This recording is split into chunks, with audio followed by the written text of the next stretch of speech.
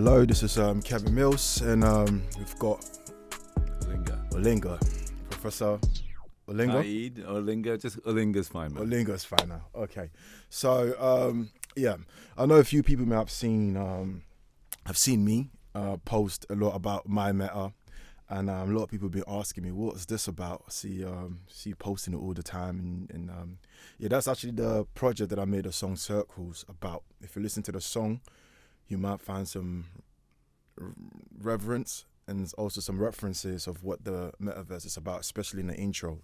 It describes exactly what the metaverse is about, what MiMeta is about. I've got the founder here with me today, Olinga. Me and Olinga have been close friends for a very, very long time. Very, very long time, actually. Very, very Absolutely, long man. time. So, it's good to always see him in person and always good to catch up. So, I'll let him Kick off. take off and Okay. introduce himself. So, thanks a lot, Kevin. Thank you very much. Yeah, we've known each other, I don't know, over a decade at least. Yeah, long time, man. Yeah. So, I guess this project, MiMeta, it's about creating a world, like a metaverse, that is surrounding you. It's actually your world that you want to create based on your values, your beliefs, your opinions, your faith, your everything about you that makes you the person that you are. And we've been at this a long time. When I met you, it was at a university setting, like here we are at Greenwich, but it was another university where I was setting up. I'd had a good corporate career, and I left that in a long time ago when I retired in 78. No, not 78. Sorry, whenever it was 2008. I'm sorry, and I was trying to. I understood financial value, but I wanted to understand non-financial value. In that gig, that song that you sing now, Circles. Yeah. There's a line you think, which I think is brilliant, and it goes, money or love, me, I want both. Yeah. All right. Yeah, exactly. Yeah. And yeah, it's yeah. actually Awesome, that kind of nails it. It says, look, I like money, I love money. Yeah, I like money. Money's good, which is how the world operates, right? But love is something else, and it's of equal value to money. Money has value, diamonds have value, land has value. But so does love and happiness and hope, and being black has value. So it's about balancing these things and saying, I want a life that balances financial and non-financial worlds. And when I met you at the university, 10 years ago, more, probably more, yeah. more. God, don't give my age away. I was creating. I set up a center there, and I was trying to create a center to study this stuff. The currency of financial value we all know is a dollar, but what's the currency of non-financial value of love and happiness? How do we, you need to be able to measure it, and then you need to be able to transact it. And in those days, nothing existed. So that's what I was doing at that university. It was a kind of a post-retirement gig.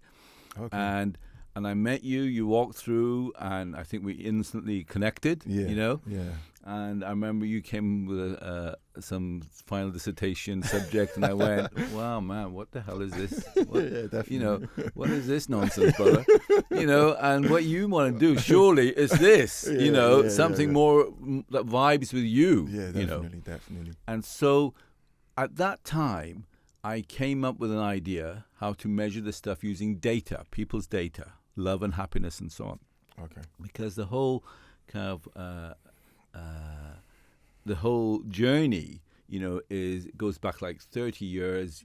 Data has been used. People like Microsoft and Oracle and big boys who use our data to do big data.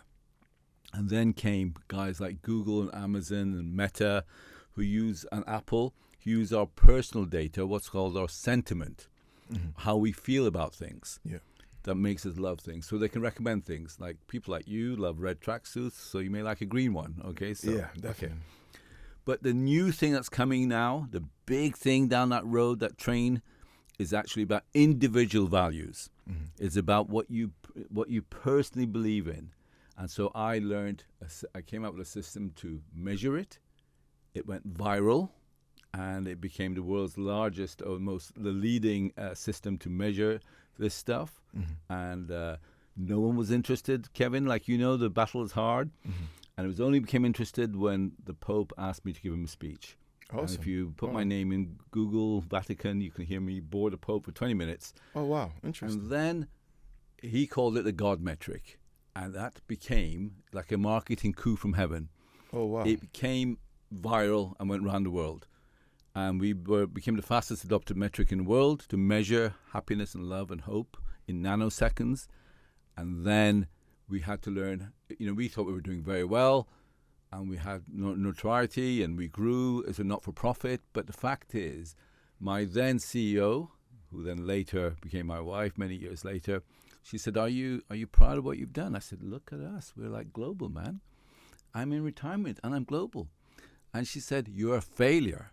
She said, because you went out to transform the world, and all you've done is measure shit. And she said, to change the world, you need to become transactional like a bank, because she was a big banker. She had retired from 30 years at Barclays. And she said, you need to transact like a bank. So it's not enough to measure love, but I must be able to send it to you. Okay. Which is like the story of all my divorces. I always thought I had love, but they didn't feel love. Okay. So I knew I had to be able to transact it. So we came across a technology, which everyone now knows behind cryptocurrency and Bitcoin. It's a technology called blockchain.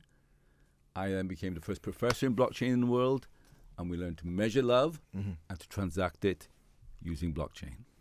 Awesome. This is this is very interesting. This is heavy. I mean, the Pope, the God metrics. Well, I never heard of that before, so that's very a valuable point to actually mention. And also, I think what I've learned from what you've just said is having love and not knowing how to transact it, or even not knowing that you have to transact it, because you think your existence and how you feel is enough. You're right. Because it's genuine. It's not as if you're faking the love. Yeah. It's Yeah, really you real. really feel it, don't you? You can feel it, but if you're not transacting to across, That's right. Then it has no value. Correct. It's just sitting in a pot, and that's just what it is. You're just measuring it, going, oh, I feel a love. But if they don't feel loved, that means you have failed to transact it. So, so we now say we measure the stuff, we transact it, and we deliver these large projects to do these things. And, the project that you're involved in is like our first consumer retail proposition, because everything else we do is around corporates and governments around the world. Okay. And so I'm really proud that you and I are connected this way. Yeah, definitely. I'm always here. Wherever you need me, I'm always here to add on what I can add on. So yeah, I'm also I'm thankful that you believe in me to always give me a shout, like, Kevin, this is what's going on. Would you want to be a part of this? And I'm always trying to give my best to support in any way I can. But MiMeta, can you sort of tell us the background and what the meaning means? What's MiMeta? If someone hears MiMeta, what is it? No, actually, you'd be surprised to know that you were one of the first guys in this area with us, but we never described it this way. So we had spent, a good, let's say, 10 years now, measuring value, non-financial value of corporates and governments, and the value of, like GDP doesn't represent the value of a nation anymore. It's about happiness and stuff like this. Okay. But we hadn't connected to people. And the big, we knew about how to measure areas and nations and corporates and communities, but we wanted to be able to measure personal value, PV. Oh, yes. Right. Start from, okay. Right. All right. That's a while ago. Right. Okay. So that's now you got it, right? Yeah, so yeah. We thought I came up with an algorithm to do it, and it bombed. All right. Okay. But we spent not much. We spent about $250,000 on it. But the first person I came to from personal value was you. Okay. Oh, wow. Because I thought, I can, I work with governments, work with Chinese government, I work with British government, blah, blah, blah, blah. And I get corporates because, that's my past, 9,000 staff, when I retired. So I understood that world, but I didn't understand people. And I thought you were the coolest person I ever knew. That's awesome Okay? to know. No, absolutely. That's awesome. You know, and I thought, who is cool? Who do I know who's really vibes with people? Yeah. Who connects? Who, you know? And I said to now my wife, but then who I had no romantic relationship with, who was a hard-nosed banker for 30 years, you know, and then went to Bank of England transacting 385 billion a day. Like butter does not melt in her mouth. Her name is Barbara. And I said to her, what do you think of this dude as my CEO? And she went, he's just naturally cool, isn't he? And I thought, awesome. Wow, if she gets it, That's awesome. right? That's very good to know. Thank you. So we came to you and we said, give us a vibe, give us a track, give us some videos, give us some outtake, etc. And you did it. And we, you know, yes. That's where the story started. Okay. So we tried to measure personal value. We got it wrong. Okay. And that was what? 7 years ago? Yeah, right? And we got it wrong. And we went, man. Yes, that was an interesting, that I think it helped me build my confidence a lot. Because it took me to places where I usually wouldn't go. I went to, was it Chelsea? Went to me and Karen. That's right. Went to interview Sarah Robert. A few that big owns, dudes. And that's not House of Lords. Exactly. That's right. That's not my natural habitat. That's not a place I go. I know, Yeah. okay, they exist over there, but that's not where I usually, mingle. So it was a different experience to stepping into someone else's household. What's the name? Was this famous? Is it a guitarist or a from Ireland? I can't remember his name. He's in a video. We went to interview him in his house. You did a lot of great people. And it was complete different because he has so many assistants. Yeah. Before we even got to speak with him, we speaking to like 4 or 5 different people, and it's just complete different atmosphere. And it's like, okay, how do I adjust?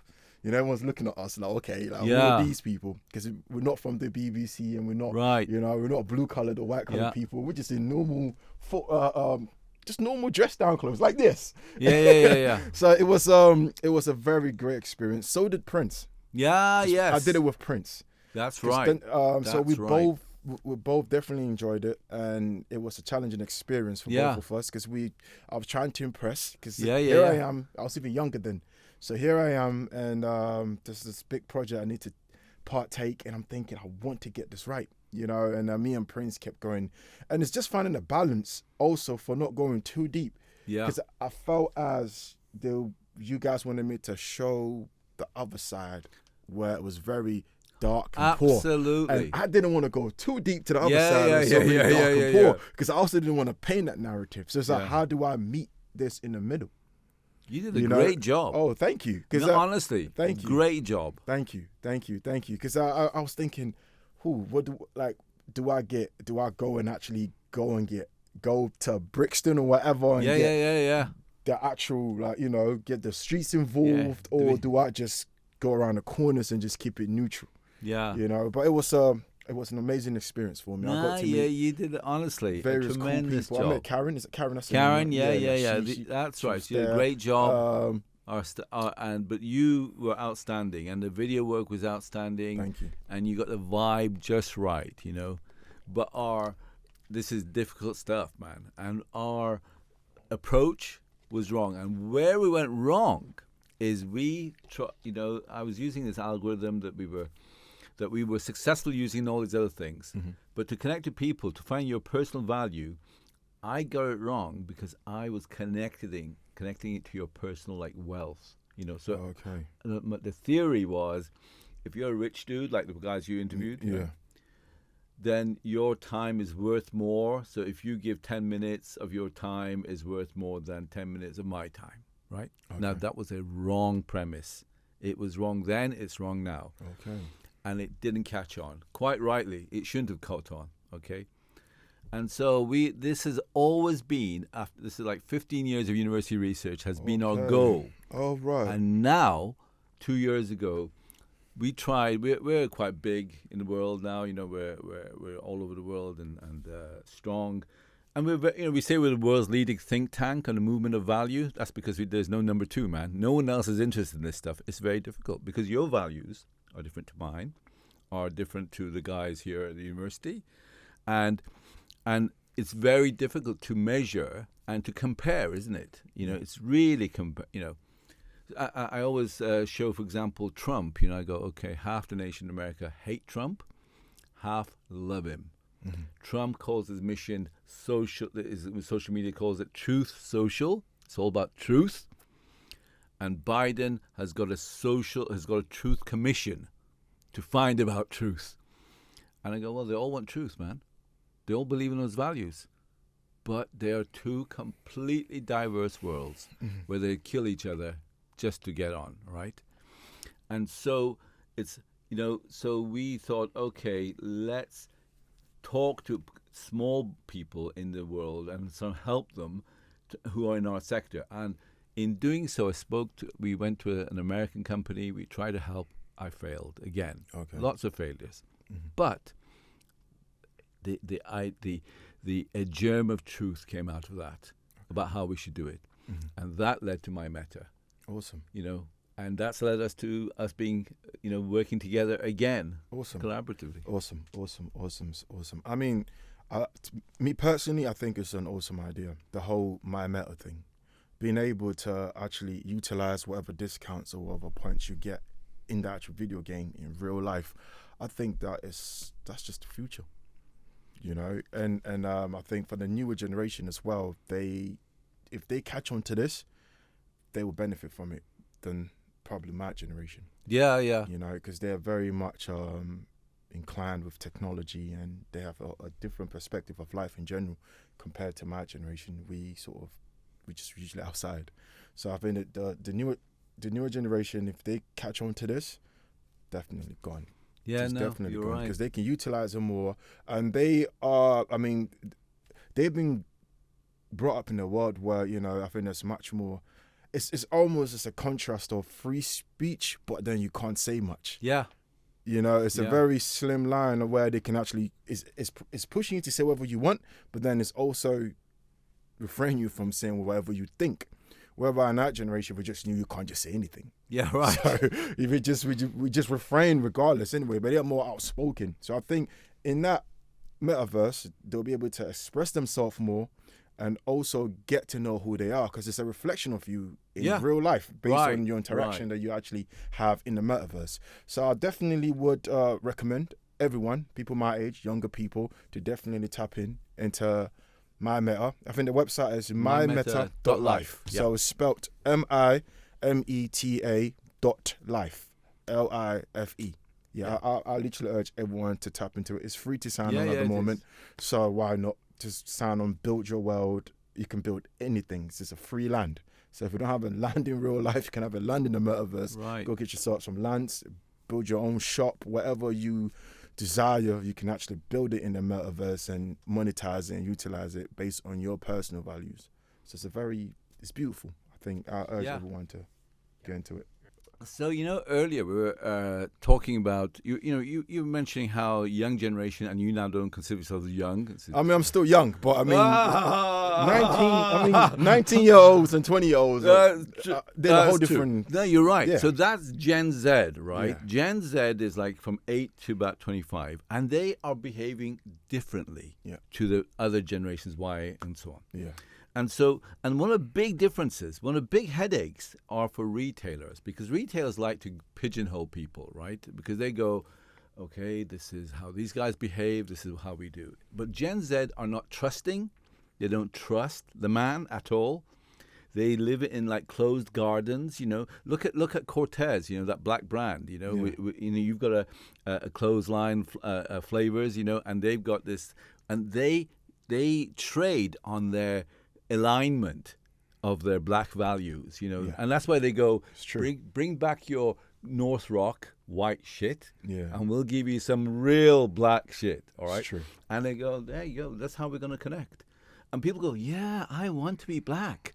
Yeah. I want to. White people from Islington going, I like to be white, right? Black, So the point is that they behave differently. And one of the illustrations of this, so Starbucks once, as I mentioned, they had problems with arresting and throwing out black people in their cafes in America. And it is in sharp contrast. Retailers know how to track communities. So they know how to track, for example, people with rifles. They go, if you're a member of the NRA, National Rifle Association, will give you discounts. So their issue is how to attract black people back to Starbucks. And if I said to you, I go into Starbucks and I pay with the black coin, like a black cryptocurrency, all right? And I go, well, I'll get 30% automatic discount. But if I pay with my KKK coin, they might go, well, actually, we no longer support that idea. Okay. And so we don't want to attract those kind of communities. Okay. So this basically sets the precedence for attracting specific communities and how to do it based on their values. Okay. Based on whether it's about BLM or KKK or National Rifle Association or whatever. Okay, so, I mean, in MiMeta, so let's say I was to register MiMeta, got in there, set up just a normal person. It's 10 values you need to register. Just right? to register. 10, all right, so I set up my 10 values. I get into this world where there's different people with different values doing whatever they want to do. Yeah. Basically just giving and taking. So it's a more transactional world where people giving their values to get something back or aligning themselves based on whose value aligns with them. Right. Basically, it's basically finding your tribe. So I think it's all of those. So things like you and I can be in MiMeta. We can look at a window like your shop, Flavor Shop. Flavors, there. clothing, and There you MiMeta. go, Make you sure you see? tap in. I put that product placement. Hey, come on. 10%. So, but you and I can see different things because your values are different to mine. Recently, I said to a guy, can you send me a video of this shop or whatever it was? And he said, I can't see it. And I went, what do you mean you can't see it, man? You created it.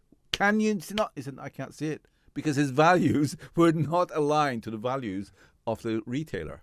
Okay. And so that's one thing it can do. It can actually only show you what's aligned to your values. Okay. It can mean that two people can see or three people can see different things out there. Okay. It means you can align to different groups of people, Awesome. like in the community, etc. And then, we've had this new feature because of ChatGPT and that entire AI gig that's going on right now, is that we have now got avatars and AI that will actually like people, and you can question them because of the values. So imagine, for example, you have the values of Tupac in one avatar. Now, Tupac is deceased. Biggie is deceased. But wouldn't it be cool if you could go up to Tupac in MiMeta and go, what would you do? I'm in this problem. What would you do? Oh, that would be awesome. That would be awesome. Right. And they'd go, wow. Yeah, that would be awesome. Oh, and it's going to get better. Of course, it won't get exactly right. Or Elvis, or my dead dad, Yeah, right? yeah. You go, what would my father have said? Yeah, I'm in this shit. What would he have said? Yeah, definitely. Or what would Or Tupac even have said? Steve Jobs. Right. I think it was just for everyone. That's It was Steve Jobs. Because then I guess people who are into tech and they can also find a guru to speak with just based on his intelligence and things he left behind and what his values were. Right. So you can tap into that. Like, okay, cool. It's like basically just going through a database. And let me ask you, what would be what would you like someone to come to your avatar long after you're dead? Who knows? All right. And what would you like for you to leave as a legacy? Okay, with me, I think if you were to have Kevin Mills, and you were to come to Kevin Mills' avatar for any advice, I think mine would be be original, be yourself, and be as righteous as you can. And I think that will lead you to a good way, regardless how hard it may be. As long as you are righteous, which means to me is being honest with yourself and with people, and also just not trying to cheat people out of life. Because I mean, you can do all the corners, but it's all.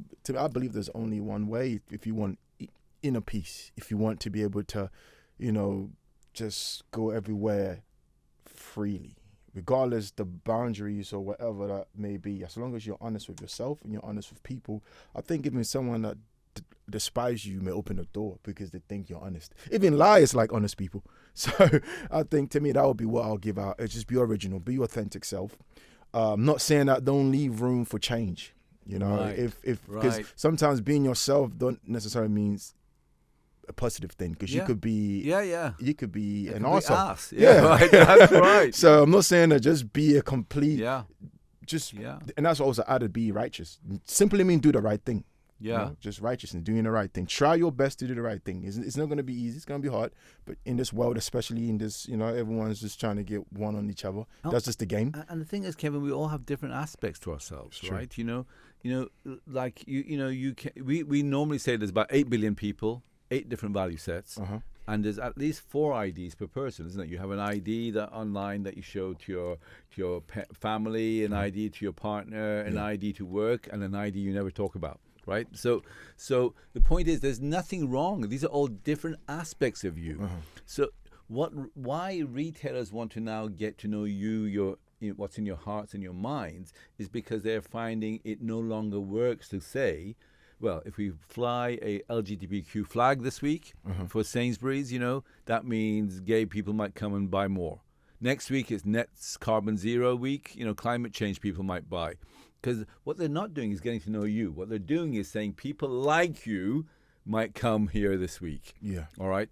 So the new challenge, which is where we're at, is to gauge the world depending on our values, to get to know actually Kevin, not just his one ID, his other 4 IDs, and to show him the world around it. Just because, whatever, if they go, the old algorithms go, well, if you're male and you're gay, you must have a small dog. You go, no, hang on. Okay. No, wait, brother. I don't like dogs for a start. All that, right? Yeah. So it's just a long line of movement from big data to sentiment data, how we feel, to about individual data. And you can, as you said, you can't stop it. You can't go, I'm not going to choose data. No. If you don't do it, you won't get anything. I mean, I think people do it without even thinking about it. I think it's just that regardless what they, as long as it's utilized in a positive manner, it's no problem. Right. They got us regardless. Right. I feel like you can't really, you can, unless you want to, I don't know, you are in the system. As long as you have a passport, you breathe, you watch TV, you go outside, you're in the system. Let's just hope that whoever the data that's been collected is used to guide you or lead you into a place where things become much more easier and accessible to yourself in a positive way. There's no destroying yourself, which comes to MiMeta. And I think MiMeta is the platform for these things to actually be utilized, because it's a platform where you can choose your tribe based on what you wish to see. Based on your values, you choose what you want to see. Right. So if let's say I'm the owner of whatever, Jet Life, and I'm anti-black people or people of color, wherever that may be. So then people of color will not see Jet Life in my metaverse. So then I guess I will not have to spend my money with Jet Life. Right. So it's a safe place, I would say. Right. Because it's governed based on your personal values. You control what you want to see based on who you are. And I think it also allows you to get to know yourself more than you get to know you more than you think you do. Because it's easy, like my grandma used to tell me, it's the blind spots that counts, because you can't see your own blind spots. So before you make judgment, just make sure that you've covered your blind spots. Are you seeing it from a clear view, or you're just seeing what's in front of you, because it could be your blind spots? And I think my meta literally helps you see your blind spots, the side of you that you don't think exists or you might not even be aware of. And it allows you, brilliantly articulated, and it allows you to see what works and is transactable for you. So as you said earlier, the point is that we're twinning the real world with the metaverse world, and the other way around, right? Yeah, awesome. And so you can do good things in your aligned communities in MiMeta and go out to a real shop and use those things to buy stuff. So you can be rewarded for your goodness. Exactly. And the point is this, that goodness is different for everyone else, right? For everyone has different views. So just because it's good to you could be bad to me. True. All right? And it's a big world, right? Yeah. So it's not about trying to find kumbaya, harmony, let's hold hands. No. It's about saying represent your values as they are, be true to yourself. Yeah. Get to know them, which actually you pointed out. We did an interview a few weeks ago, and you pointed out very well. It's a kind of self-transformative piece. Yeah. And and find what rewards you. If, for example, I'm going to say something quite controversial, which some of your readers or listeners will either vomit at or start self-harming. Okay. And I go, the point is, we believe that extreme groups, even KKK, even ISIS, even should have a representation. Okay. Because we say, look, it's not for me. It's for me to say if you're harming me physically, all right? Mm-hmm. But if that's what you believe, I would rather you have a voice on the platform, be at the table, rather than have no voice. And if you have no voice, then you go, well, I'll strap a bomb on my, and I'll go in and I'll goddamn I'll get their attention by strapping a bomb. No, but I think that's nothing alarming because we all are very much aware of KKK. It's nothing new. We already know that they exist. Same way we know about ISIS. So them having a voice in MiMeta it's just been. But you'd be able to watch them through maybe a glass wall. Can you imagine they're having a meeting and they say for the next 10 minutes you can watch our debate? I think that's actually would be great. Yeah, it awesome. doesn't mean you're part of us. It doesn't mean you agree with us. But you'll get an insight into why is it they hate black people. I think that would be awesome. I think I definitely think MiMeta, I hope that it gets the recognition that it deserves and it goes places and people utilize it how it's meant to be utilized. I think it will be a game changer. Definitely will be a game changer. Not just so you can come and buy my stuff. Of course, buy my stuff. Flavors Clothing, go shopping MiMeta. It's definitely tapping for some discounts. Buy my stuff. But that's not just it. I just feel like us a world that allow people to be more transparent as well. That's to me, that's just the brilliance of it. That you can just be transparent of what your values are. You're right. And you can see where the retailers and vendors can see where it takes them. So if they go, we do not want black people to come here, then they'll find it in their till is not working because they're excluding parts of society. Yeah. All right.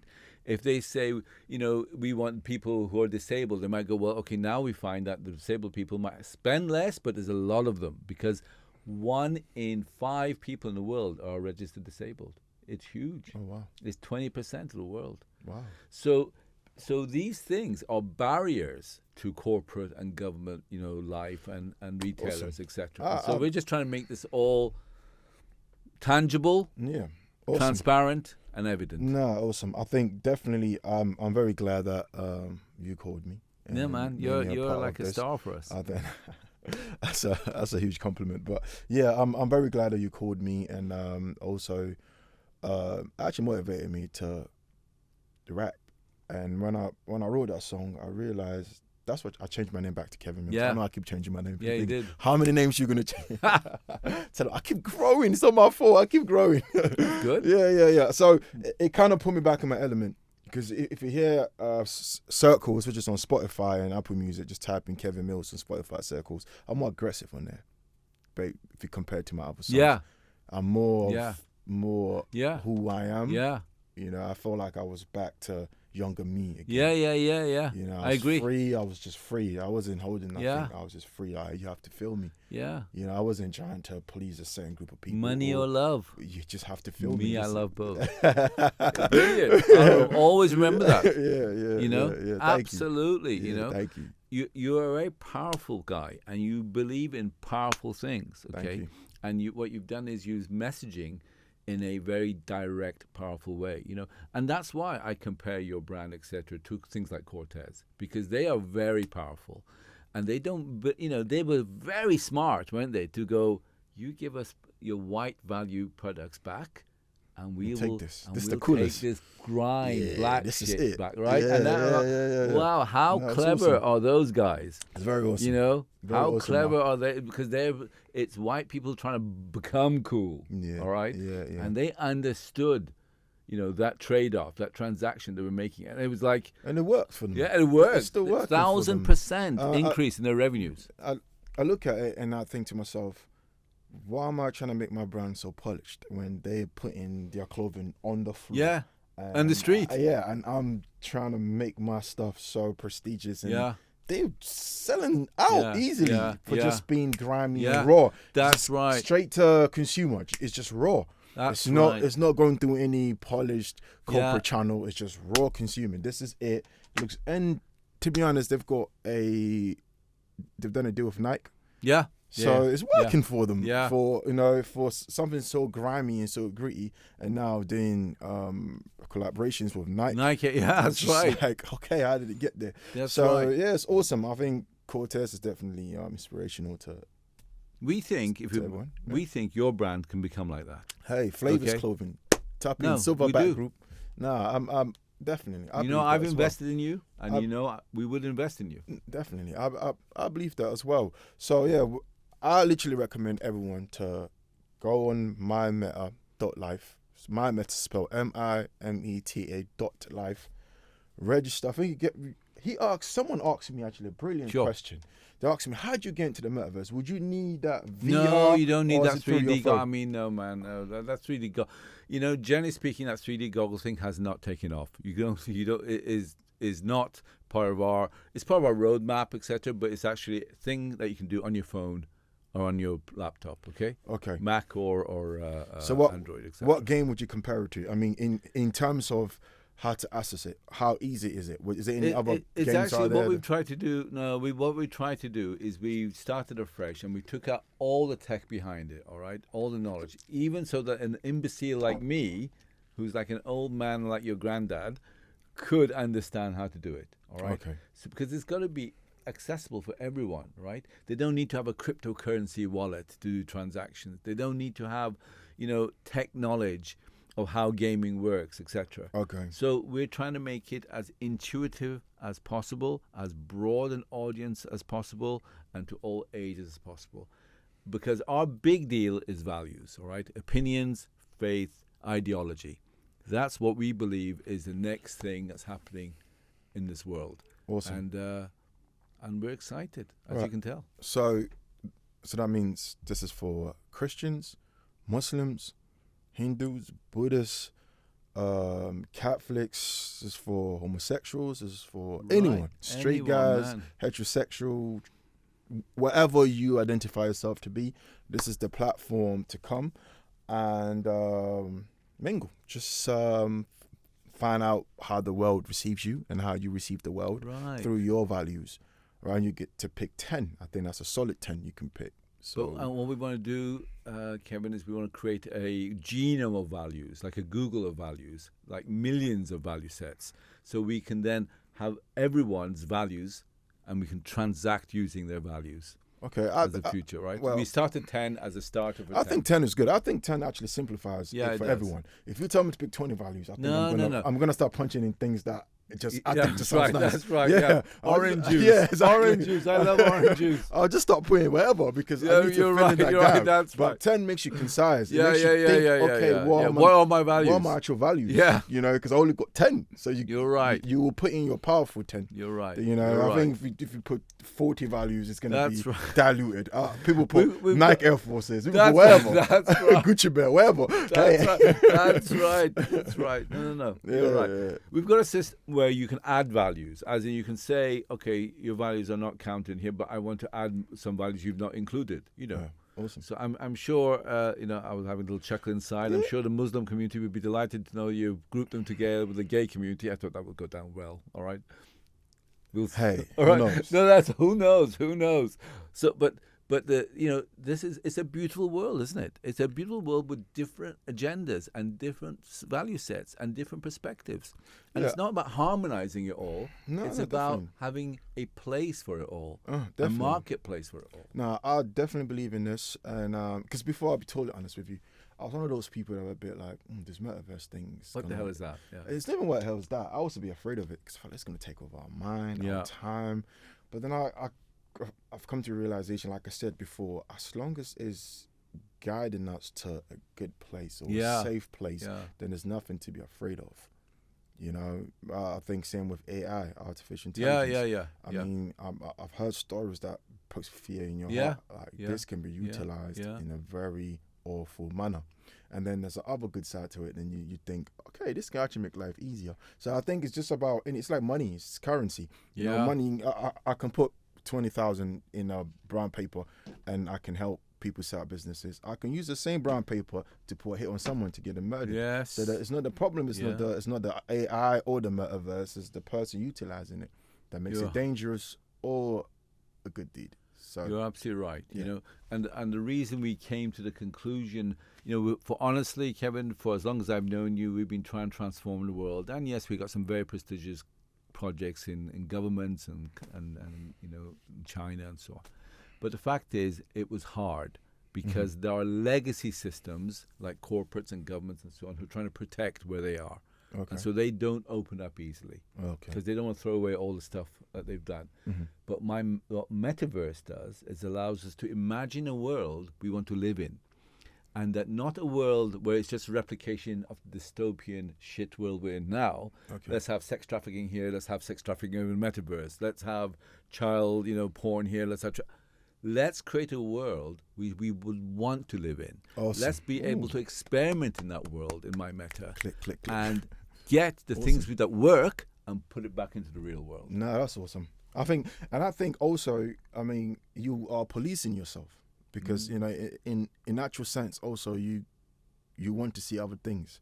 So let's say I was a racist person, and I can't watch certain movies because of my values, and it's like you are just, you know what I mean? You're not doing yourself any favor. Yeah. You're actually putting yourself in that can make you think, like, what's the benefit of me being racist? Because it's depriving me from actually enjoying life as how I wish to see. Because now a racist person can go and watch any movie they like. Yeah. And no one's going to ask whether you're racist or not, because they can just buy a ticket just like me. They can actually sit next to anyone they like. So if I hate Caucasians, I can go and watch a movie with a Caucasian, and he doesn't know that I hate Caucasians. But in the metaverse, if you hate Caucasians, that means you can't watch certain movies because you're deprived from seeing it. So I think it's a good, I think, like I'm saying, I hope this takes off and it just does what it's supposed to do. Yeah, no, I agree. I'm super, super happy we got to this point, and with your help, you know, we hope to get further. And, you know, it's a fulfillment of at least we managed to articulate what we wanted to do. You know, I used to say in speeches and so on, I used to say, you know, people go, what do you mean value has, how can you have monetary values has no value? Money has no values. And I go, no, man, look, if I say, I love your red tracksuit, brother, and I go, I'll pay you $100 for the tracksuit. And no, I'll pay you $1,000 for your tracksuit. And you go, it's coming off right now. Okay. And I go, oh, by the way, I'll pay you in KKK coins. You don't need to know about cryptocurrency. You just go, sorry, man. I don't want that shit. You know? It doesn't vibe with me. Okay. And also, even if you gave me those KK coins, where am I going to spend it? It's true. Because there are in my community there are no KKK shops, right? No, that's true. You know, let me tell you, that joke used to work everywhere. That kind of illustration, and until I gave one speech in Credit Suisse in Switzerland, which the company's gone down the pan recently and part of UBS now. And I gave to a room of 60 people, so a room of a huge amount of people, and it was streaming live to 60 countries. And I said that, and a guy in the audience said, I would take that money. And when I said KKK coin, he said, I'd take it. And the marketing director nearly had a cardiac. He was self-harming on my right. I could see he was going to kill himself, you know, because it was being streamed live, you know. And I went, and how am I going to get better? But the fact is, there's always some guy. But as you say, you get because of your values, you are transacting on those bases, but you can't spend it. You can't buy it. Exactly. And people like ISIS will see that, okay, you can have those values, but people are not aligning to them, right? And they're not selling to them, and they're not buying from them because of those values. And so that, as you say, is self-policing. Yeah, exactly. You know? Yeah. You can have those values, brother. There's nothing wrong with that. We respect your values. Yeah. But it will change. No, awesome. So, I've got a question. Is there any world or any place for artists, like rappers or entertainers in this metaverse, in MiMeta? Is there any room for like let's say a singer, upcoming singer, upcoming artist wants to set up shop in the metaverse? Can they just sign on, set up shop? How would they be able to monetize this? Okay, so in MiMeta, the initial people are for free. Like, you know, we love to align with you, and we gave you room for free, and we've got some PLCs there, like listed companies in the stock market there, and so on. But we will start charging eventually only the value of what it costs us, like literally a few dollars, all right, just to put it up there, just for the time we're getting someone to do it. not for making profit out of it. Because this is not a profit business for us. We are supporting and funding it, but we don't want to own it. It belongs to the people who are in that community. Okay. It's like a Web3 idea. All right. It's about individual values and individual ownership. So content providers are bringing joy to the world, whether it's through singing or music or art. You know, I have a daughter who does art. You know, her stuff is in there. You know, so what we do for them is we NFT the work, like their songs or their pictures or whatever, videos and so on, and they can then monetize it and sell it as like NFTs. Okay. And we're doing this for celebrities now. So we're going to celebrities and saying, would you like a presence in the gaming world and in the metaverse world to come? So your presence isn't just for this world that you're in now, but also for the world that we're going into. So we can extend your brand, etc. And yes, there'll be a small slice to keep this business, to keep the community going. Awesome. You know, we're not for profit. Okay, so to answer the question, yes, they can. If you're an artist, if you are a singer, I believe that you were in one stage on the MiMeta singing. If I one of the tracks is singing. Yeah, but that is just part of the shop. No, that's sure. Yeah, so I'm just speaking with someone who doesn't own a business. No, just an artist. That's right. They want to set up their own, let's say, a shop where the people can come and listen to their music, stream it on there, and they can get paid for it. Because I think I spoke with Shane, his name, Shane, in regards to this, and we discussed how that would be amazing because, for example, artists are getting like 0.0 whatever % on Spotify, but on the metaverse, if they were to sell their song directly to the consumer, they can make more money from it. So let's say MiMeta takes, let's say, 20%, and they're selling their track for £1. They get to keep 80p. Correct. Which in the normal world, will be probably keeping 0.4p. So it will be a good platform for artists to make more money. And line themselves directly to the fan. Exactly. Directly. They can say, only these people with these kind of things can come through to me. Okay, so here I literally recommend every artist, singer, rapper, pianist, whatever you do that, you know, brings joy to the world, and to join MiMeta, set up shop, figure out how you can, you know, get yourself some audience and sell it to them, make some money. This is the free world. Make some money, and, you know, take care of yourself and your people. Last question I'm gonna ask you before we go: Biggie or Tupac? Random question, but I need to drop in there. Since you're among rappers, who would you prefer, Biggie or Tupac? Tupac. I thought Tupac was a greater philosopher. Awesome. Okay, and I align myself more to him, you know. Okay. And ironic, you know, that even I'm an old git. The fact is, I identify myself as black, even though people look at me and laugh. Okay. And when I say that, all right, I go, because I struggled at school here. I was like a non-Caucasian kid growing up in an all-white school, beaten up millions of times. So I identify with struggle. Okay. You know, with people who struggle and are based on their color. Okay. And so that is what drives me towards drives this project and what drives me with you. Awesome. This is the time we should play Changes, Tupac. Drop it right in there. No, it's awesome. It was very lovely having you today. So it's been awesome. I think it's been awesome. Do you feel as we've covered? I loved it. No, man, this is relaxed, exactly as I wanted it. Okay. You know, it's relaxed, it's conversational, it's joyful, and it's a good laugh. Awesome. Okay, thank you very much. Awesome. So just to end it and wrap it up, if you listen to this podcast, just do yourself a favor, mimeta.life. Just go on the website, check it out for yourself. Would they need to download any external apps to get on there? Any Discord, anything else that they may need? Just go register. Just go and register. mimeta.life. Register. Set up shop. Because when you take off, you might need to pay. So just set up shop now.